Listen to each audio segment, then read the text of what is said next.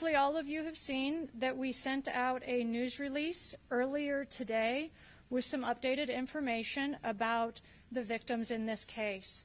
As of noon today, we released that we have 5 deceased community members. That has not changed since yesterday. We have 17 community members who are injured because of a gunshot wound. We have 1 community member who is injured but not because of a gunshot wound. And we have 1 community member who was a victim with no visible injuries. This final area is the area that we expect numbers to change. And that's why we have reached out to the community, to all of our media partners, to get out there that we know there were more people at the club and we really want to speak to them. They could be victims of a crime, and so we are looking to talk to them and identify them if at all possible. The FBI has been a great partner through this, and they have set up a tip line for us. Anybody with information, if they were there, they have video, they were driving by, they might know information about the suspect, anything at all, no matter how small or insignificant they believe it might be, could we please call and let us know about that? That phone number is 1-800-CALL-FBI, and they have dedicated people who are there to talk to anybody who calls in. Today, we are going to have a couple of speakers. I want to go through the order of the speakers for you. Again, if the conclusion of this, if there's any spelling of names that you need, we will be happy to get that to you. The first speaker today will be Colorado Springs Police Department Chief Adrian Vasquez. The second speaker will be Colorado Springs Mayor John Suthers. The third speaker will be Colorado 4th Judicial District Attorney Michael Allen. And our final speaker will be United States Attorney Cole Finnegan. I also want to acknowledge our law enforcement, fire, and medical partners who are present today and have been supporting us and our community from the beginning. They are FBI Acting Special Agent in Charge Matt Fodor, ATF Denver Field Division Special Agent in Charge David S. Booth, Colorado Springs Fire Department Chief Randy Royal, and Penrose Hospital CEO Patrick Sharp. At the conclusion of the designated speakers, there will be a chance to ask questions. The questions will should be focused on what we are sharing today or what we have previously shared. Please understand that this is an ongoing criminal investigation, and out of respect for the judicial process, there are simply things that we just can't share information on. First up to speak will be Colorado Springs Police Department Chief Adrian Vasquez. Thank you, everybody, for being here to cover this incredibly important event, just a horrific and sad and tragic event. Today, I just want to talk a little bit about some of the victims in this incident. You know, too often society loses track of the victims of these sad and tragic events in all the talk about the suspect. We strive to give the victims the dignity and respect that they deserve, as well as shine the light of public attention on the victims. Therefore, we are identifying them now. Please know that while all of the victims' families have been notified, they are suffering a horrific loss. So, I ask everyone who is listening to keep them in your thoughts and show them the care and heartfelt compassion that they deserve. None of the families want to do media interviews at this time, and I ask everyone to respect their request. We respect all of our community members, including our LGBTQ community. Therefore, we will be identifying the victims by how they identify themselves and how their families have loved and identified them. The first person I'll identify is Kelly Loving. Kelly's pronouns are she, her. Daniel Aston. Daniel's pronouns are he, him. Derek Rump. Derek's pronouns are he, him. Ashley Paw, and that's P-A-U-G-H. Ashley's pronouns are she, her. Raymond Green Vance. Raymond's pronouns are he, him. I wanted to ensure that every victim, family member, and friends of victims, and all of our community members know that our officers and detectives will continue to be diligent and thorough in our work to hold the suspects accountable for these horrendous acts. I also want to reiterate that the Colorado Springs Police Department and that I am standing beside you as we move through and come to a conclusion in the investigation and seek justice for all of our victims. As I end, I ask that everyone in our community and around the world honor each victim lived. I want to take a moment of silence to honor those community members who lost a loved one. Please join me in a moment of silence.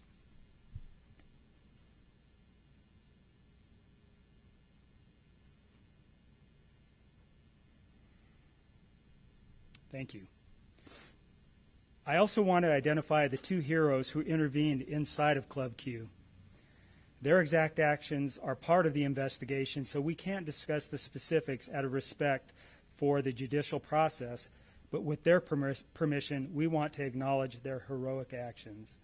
They are Thomas James and Richard Fierro. Again, thank you for being here and covering this incredibly important event. And with that, I'd like to introduce Mayor John Suthers. Thank you, Chief, and good afternoon. Thank you for being here. As Mayor of Colorado Springs, and frankly on behalf of all the citizens of Colorado Springs, I want to again express our heartfelt condolences and unwavering support to the victims, their families, the LGBTQ plus community, and everyone affected by this tragedy. I had the opportunity before I came here today to talk to Richard Fierro, identified as one of the two heroes that subdued the suspect in this case, and in my opinion, I think the opinion of everyone involved, saved a lot of lives. I won't talk about, the nature of what he told me about the incident. I will just simply talk about, I have never encountered a person who had engaged in such heroic actions that was so humble about it. He simply said to me, I was trying to protect my family. I would also like to thank our community, the whole Colorado Springs community and the whole Pikes Peak region, for the outpouring of support they've shown. I can't tell you how many people have reached out from the city, our region, and frankly, from across the country, expressing their love and support for Colorado Springs and the Club Q community. And speaking of the Club Q community, we are joined here today by two co-owners of the club, Matthew Haynes and Nick Gizeka. Thank you for being here, and thank you for the support you've shown and the cooperation you've shown in making sure that you help us reach out to the community and help us serve the ends of justice in this case. A lot of people are wanting to know how they can help. We know that the victims and their families need our immediate and long-term support. And I want to tell you about the Colorado Healing Fund. That's a fund that's been in existence for some time. Actually, it was utilized during the Boulder tragedy where several people were killed in Boulder some time ago. It's set up to provide a secure way to donate to victims and family members in incidents such as this, and they are ready and able, and they've already talked about appropriating money existing in the fund to the Club Q shooting victims. And what I want to emphasize to the public is that if you choose to donate through the Colorado Healing Fund at coloradohealingfund.com, you can be absolutely assured the public, your donations are going to the right place. Now, for people needing support during this emotional time, the Colorado Springs Police Department is hosting a community resource expo to provide our community members with the help they need in navigating the variety of emotions they may be experiencing surrounding this event. That expo is being held at the University of Colorado, Colorado Springs Kevin O'Neill Cybersecurity and Research Center at 36050 North Nevada Avenue. It's open today until 7 p.m. and Tuesday and Wednesday from 8 a.m. to 7 p.m. The expo is providing mental health resources, spiritual support, emotional support, animal support, child care, emergency financial resources, LGBTQ plus support, meals, and other services. Basically, whatever any person adversely impacted by this incident, whatever their needs are, they can help in supporting their needs. The event is designed to be an inclusive and safe space for all community members to gather, grieve, and obtain the support they need to cope during this difficult time. If you need this, I'm speaking to the public, please take advantage of this resource. You can find details about both the Colorado Healing Fund and the Community Resource Expo, along with other resources at coloradosprings.gov/ClubQ. I'll repeat that, coloradosprings.gov/ClubQ. Again, on behalf of the City of Colorado Springs, I want to thank everyone for the outpouring of support. We all want to ensure that our community is not defined by this tragedy, but by our response to it. Thank you very much. Now I'll introduce Michael Allen, the District Attorney of the 4th Judicial District. Good afternoon, everyone, and again, thank you all for being here. The devastation this violent act has had on our community cannot be measured, but we do know that we will respond to it in a strong way, that we will hold people accountable as we identify what charges should be filed in this case. It's imperative to note that the investigation continues and will likely last for some time. It's very common in homicide cases that the investigation continues clear up to and sometimes even during a trial in front of a jury, and that will likely be the case here. There have been reports in the media and in the public that charges have been filed. That is not true. Any case like this, an arrest warrant will be written up that is supported by a probable cause affidavit, and that will be submitted to a judge for approval of the arrest of a suspect. That has occurred here in this case. Any charges that are associated with an arrest warrant are only preliminary charges.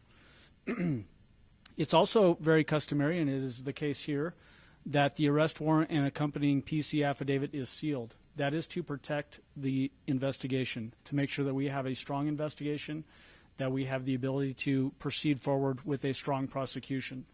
At some point in the coming days, that seal will be lifted and the arrest warrant and PC affidavit will be available to the public and to the media.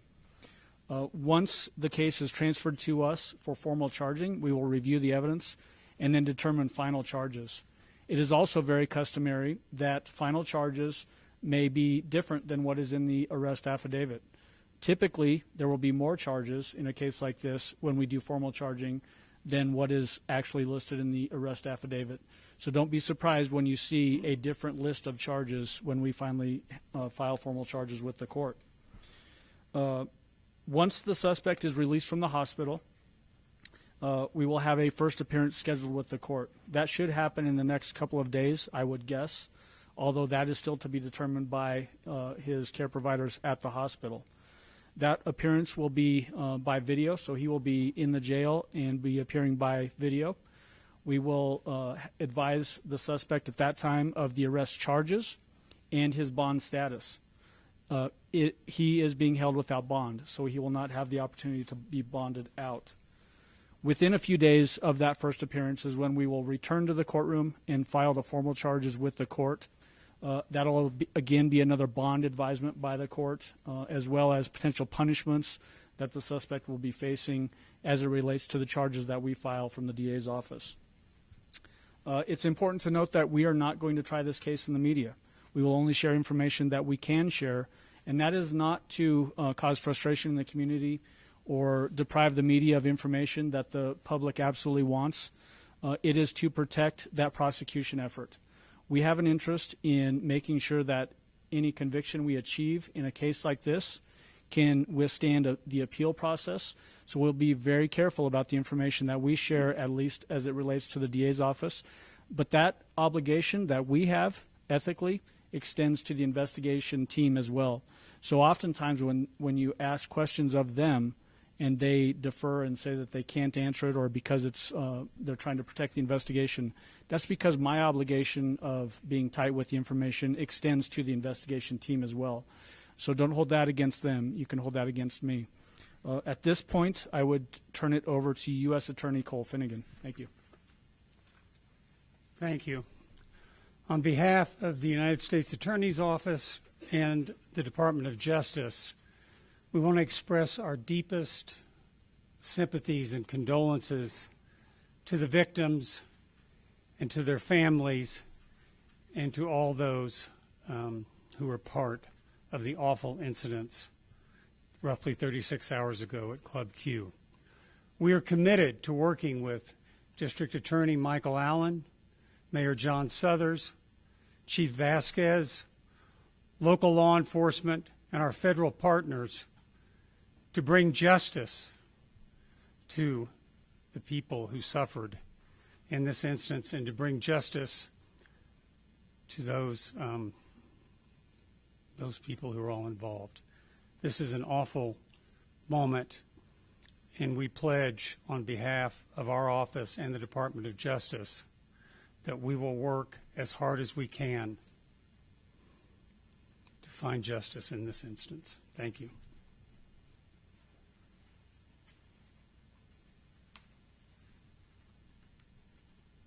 Hopefully I can cut off a couple of questions with these answers. So a couple of things moving forward for everybody to be aware of. As you've heard multiple times, this is still an ongoing investigation. We expect to be at the scene for the forthcoming days. It's not going to be over quickly. It is going to be done thoroughly and appropriately. We'll continue to partner with our federal partners throughout this process. Currently, people who have vehicles in the parking lot will start receiving phone calls from our detectives to release those vehicles to the registered owners.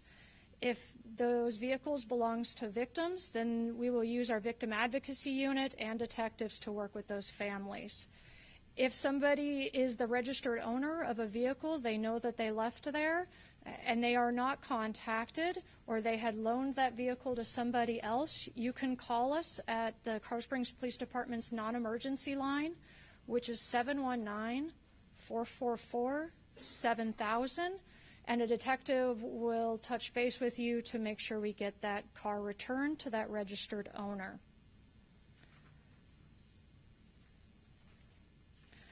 Additionally, at the conclusion of this conference, we will be releasing pictures of the victims that were provided by the family. These are the pictures that the family would like to be released so that everybody remembers them as they remember them. That will be done through our social media accounts, so you'll be able to get the high quality pictures there. That is all of the information we have to share at this point in time. I'll open it up to questions, and then we'll pick the most appropriate person. Just be patient. There's a lot of people here. And to make sure that everybody who is watching knows what the question is asked, I will go ahead and repeat it, or if one of the other individuals comes up to answer it, we will repeat it before we provide that answer. So we'll start this way. Sir?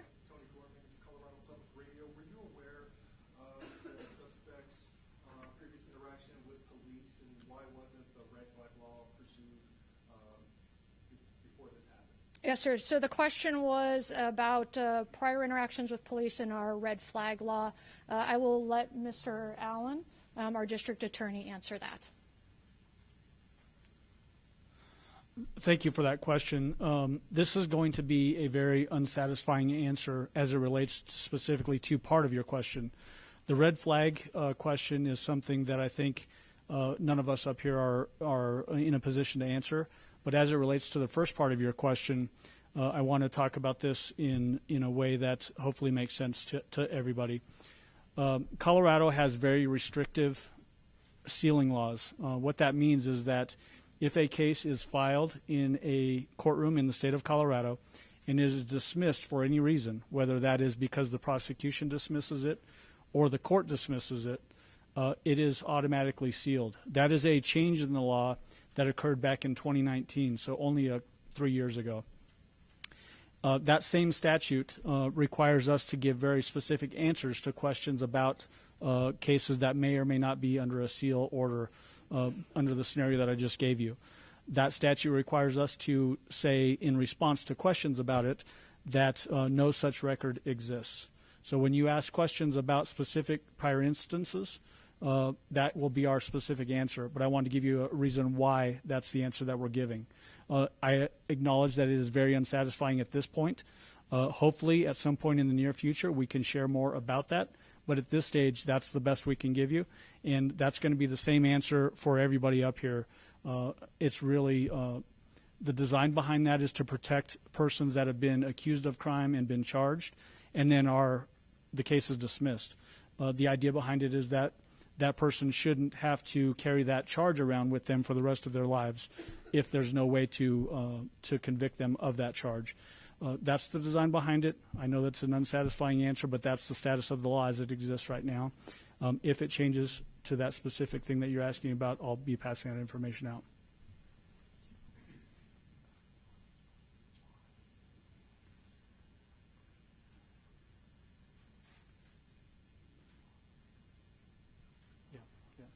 So the mayor just brought up a good point, and it relates to the red flag law. The DA's office doesn't play a part in the red flag law. That would be up to a law enforcement agency. That's why I say nobody in this group can really answer that specific question. It has to be initiated by law enforcement or a member of the public, not by the DA's office. Sir? As of October, the El Paso sheriffs have never filed for an extreme risk protection order since the law has been passed, and Colorado Springs PD has filed 2. My question is for Mayor Southers, Chief Vasquez. Mayor Southers, would you like to see local law enforcement utilize that law to try to prevent future tragedies? And Chief Vasquez, does this tragedy, given the previous interaction that El Paso sheriffs had with the suspected shooter, change your perspectives on her folks? So the question was regarding to the red flag law and the police department, not related to this investigation, but previously had used that red flag law, and then asking the mayor for his comment regarding the potentiality of using that law. Is that a fair brief? Sure. Okay. My view of the red flag law is that it was passed by the legislature. It's the law in Colorado, and law enforcement agencies in appropriate circumstances should take advantage of it and utilize the law. That's my view of it. I don't run a law enforcement agency, but that's would be my advice to law enforcement agencies. I would caution against an assumption that the circumstance of this case would lead to application of the red flag law. We don't know that. I would caution any conclusion either way or not. As the district attorney indicated, hopefully there'll be a time when there can be a specific discussion about any prior interaction with the with law enforcement, and I think those circumstances would cause one to be able to make commentary about potential application of the red flag law, but I think it's premature to do so now. So you question whether somebody calling a bomb threat and holding themselves up in a house and having a standoff with police would prompt extreme risk protection? You're assuming that there's credible evidence of all that, as opposed to someone reporting it and that the prosecutor had evidence of that, and I would not make assumptions of that nature.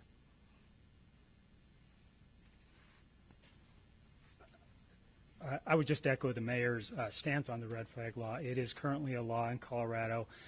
My stance has not changed on it. If law enforcement has credible information that fits within the parameters of the red flag law, then we should take action on that. That's what the law is, and it allows us to do that, and we should take those actions.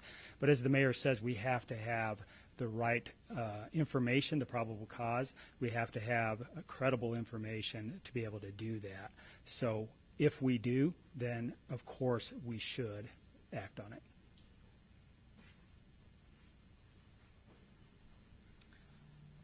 Yes, ma'am.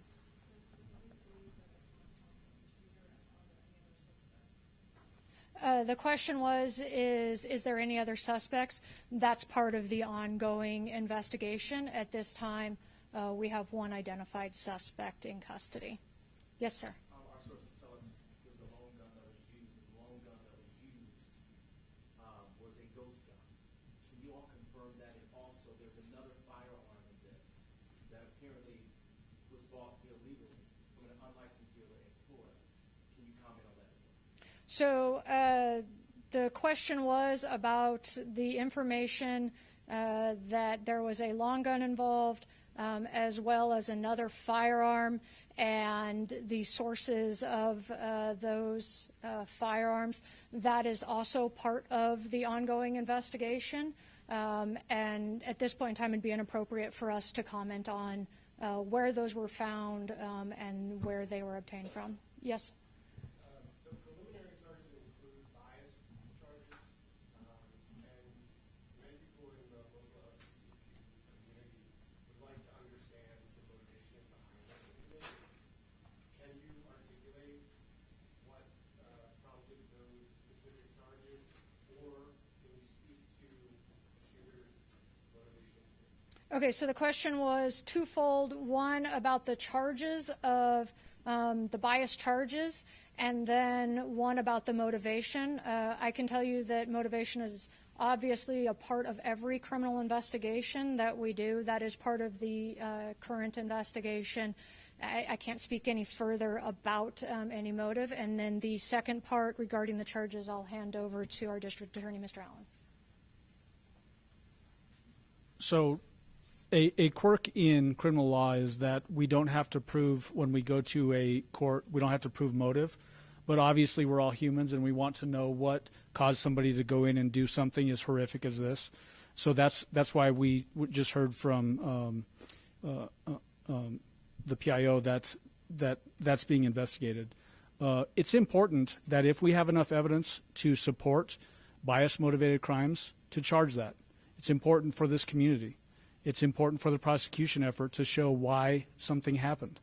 And if there's enough evidence to support that in this case, when we get to the formal filing charges, we will absolutely be including those charges here as well.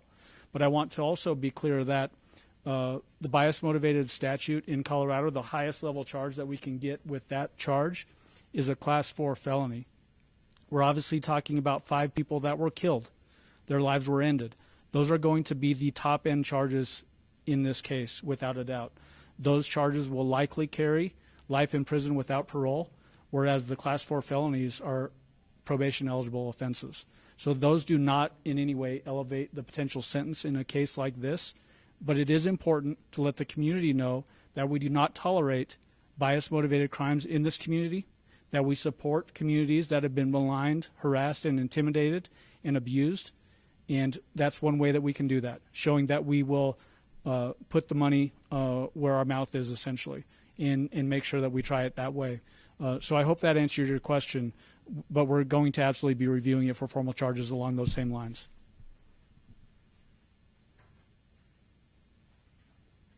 Yes, sir.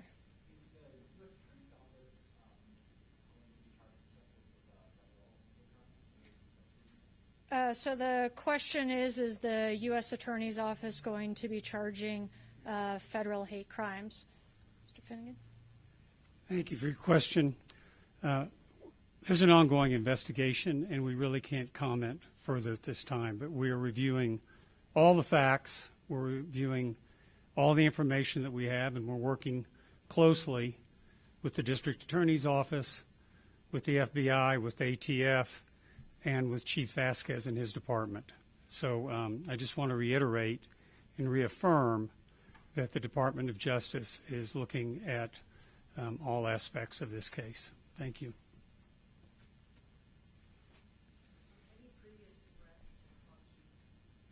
The question was, were there any previous threats to the club? I think we have very clearly said that this club was a safe haven in our community, and that's something to be respected and honored. I want it to be very clear that this club, from the police department's perspective, was no issue. We had a good relationship with them. There weren't issues at this club. As far as if there were prior threats, again, that would be part of any investigation and would be a part of this investigation. Have investigators been looking into social media posts, online writings, any violent tendencies specifically towards LGBT? Yeah, so this is similar to the question of past history, motive, but specific to social media.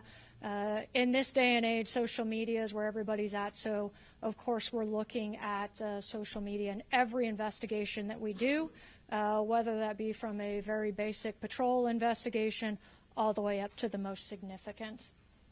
Are we able to actually confirm the shooter is also the person we have all been talking about from last year? The question is that is the shooter from today, or from not today, from the Club Q incident, the same individual as, I believe, the bomb threat you said, sir? I'm going to let Mr. Allen answer that. Spencer, good question, but it's a question that we cannot answer at this time for the reasons I gave earlier. Yes, ma'am. Hi, Melissa Hunter with KPTV. If hypothetically this suspect did have a prior criminal history and those documents were sealed at this time, this might be for District Attorney Allen, what process would have to be gone through and who would be responsible for getting those documents unsealed, and is that something your office is interested in pursuing? The question was, if they're under Colorado law, if something is sealed, what is the process to unseal them? So I'm going to answer this question in very general terms, not as it relates to this case, and I hope that will satisfy what you're driving at. Generally speaking, if a case gets dismissed and then a person commits a subsequent offense, it's very common that we can look back at that prior offense to see if there's some connection to that prior offense to the current offense. We do that in almost every case where somebody has a prior. Sometimes we will try to use that prior incident in the new case. To do that, we have to file motions, 404B, which is prior bad acts motions. If it's appropriate to do that in a case like this, then we will do that, absolutely. Would that motion be public record, and what timeline would that happen on? Too premature to tell what timeline that may or may not be on for the reasons that I stated earlier as it relates to this specific incident and what you're asking about. But it should be available publicly if a motion is filed along the lines that you're describing.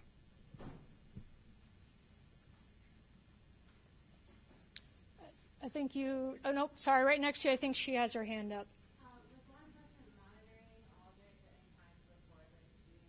I'm sorry, was law enforcement monitoring what? Aldrich, the suspect? Were we monitoring the suspect? Was that your question? I think the best way to address that is that as we've talked about, any prior interactions with law enforcement would be considered as part of this case. Monitoring somebody goes into a lot of different areas, but we only investigate individuals that are accused of crimes. So monitoring, the way you said it, almost implies that we monitor people just in general, and that we do not do. Sir. Has the suspect said anything to authorities, and give us his condition right now? Okay, so the question was if the suspect has made any statements and the suspect's condition. The condition part of it I can answer for you, and that is what we have said from the beginning. There were injuries and that they are being treated at a local hospital. We are not going to share any further details about an individual's medical condition. For the second part of your question, state that again for me. Has the suspect said a thing to authorities? Has the suspect said anything or made a statement to authorities? Again, I will refer to Mr. Allen. So one of the principles in our Constitution is that we all have the right to remain silent if we choose to, and if a person exercises that right to remain silent, it can't be used against them. For that reason, we are not going to comment on whether the person has made any comments or not made comments in this investigation. That will come out in due time, though. Yes, sir, red jacket. Just to follow up on the condition of the suspect, can you tell us what condition he was in at the time of the arrest? I.e., was he conscious? Again, we won't go into the specifics of their injuries. Black shirt? Ma'am? Yes. I do not have that with me, but we can look into that to share with everybody. Was there anybody? Yes, sir. Do you believe at this point that the suspect had ever been in Club Q before the shooting on Saturday? That would be part of our investigation. The question was, had the suspect prior or visited the club prior? Again, part of our ongoing investigation. Somebody who hasn't asked any questions? All right. Black jacket, you haven't asked any.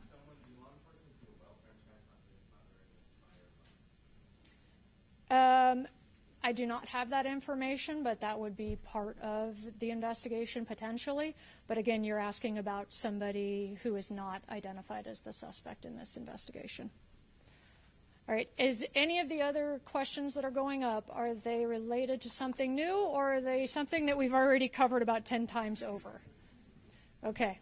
Yes, sir. So, what was security like at Club Q prior to this incident? What was it like the night of the shooting? And also, it may have been answered already, were the guns acquired illegally or not? Yeah, so the guns question has already been asked, and that's part of the investigation. The question about the security, I think, implies that the trying to put responsibility somewhere else. Of course, we would look at what they might have as far as surveillance evidence, but we really want to keep the focus on actions, not looking to blame. Today is about identifying the victims and the heroes in this situation, and that's what we really want our community to know, is there were two individuals who acted heroically. And we agree they saved lives. And then again, we lost 5 people, and there are families grieving. So we really want to stay focused and make sure that that focus truly stays on those victims. They are lost to their families, and their importance to them cannot be overstated. For real questions, or I'll give you one more chance. You are going to make the break it for if we ask any other questions. Sir, you're up to see if we have anything new. Spell the names of the 2 people who intervened to stop the shooter, and also can we provide any more clarity as to the condition of the additional being shot or now? Yeah, I will get you the spelling of the names. That will be part of when we release the victims as well. We'll get you the spellings of those names. Okay, hold on one second. Let me answer the second question.